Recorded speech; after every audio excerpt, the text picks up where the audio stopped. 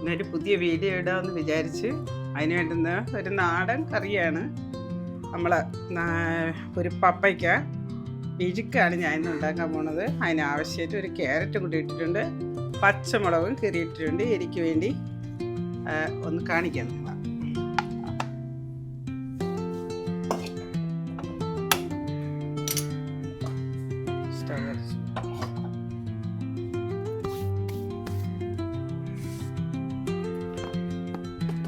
ഇല്ല ഉടുത്തത് നെടുമങ്ങാട് വരെ ഒന്ന് പോവാണ്.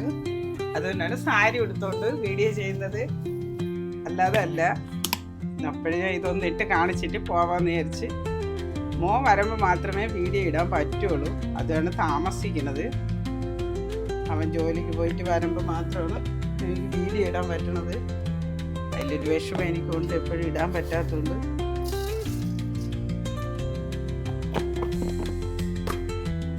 നമ്മുടെ വീടെല്ലാവരും ഗ്രാമപ്രദേശത്താണ്, അതുകൊണ്ട്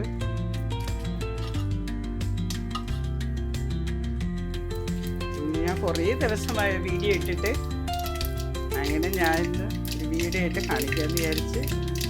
നമുക്കിവിടെ പപ്പ വരവൊക്കെ ഒരുപാടുണ്ട്, അതിൻ്റെ കറികളൊക്കെയാണ് നമ്മൾ കൂടുതൽ പ്രാവശ്യം പറയുമ്പോഴാണ് ഇതൊരു വീഡിയോ ഇടാൻ സമ്മതിക്കുന്നത്.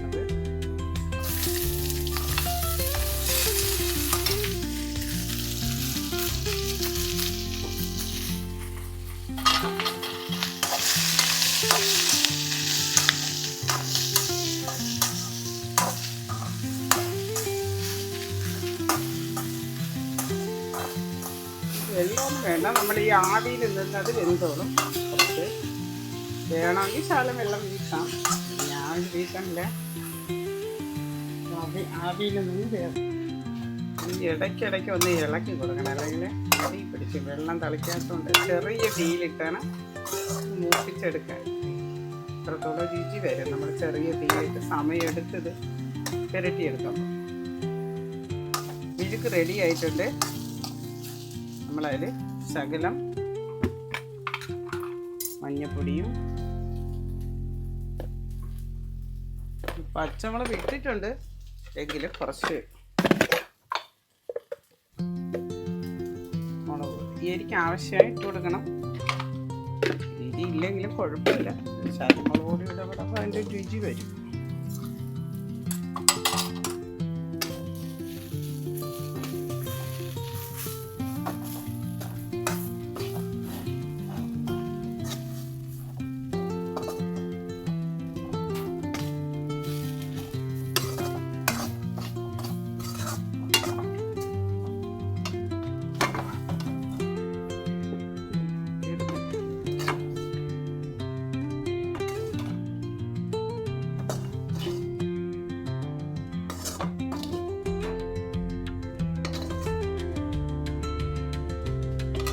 ഇതൊരു നാടൻ കറിയാണ്, എല്ലാവർക്കും ഇഷ്ടപ്പെട്ടെങ്കിൽ സപ്പോർട്ട് ചെയ്യുക.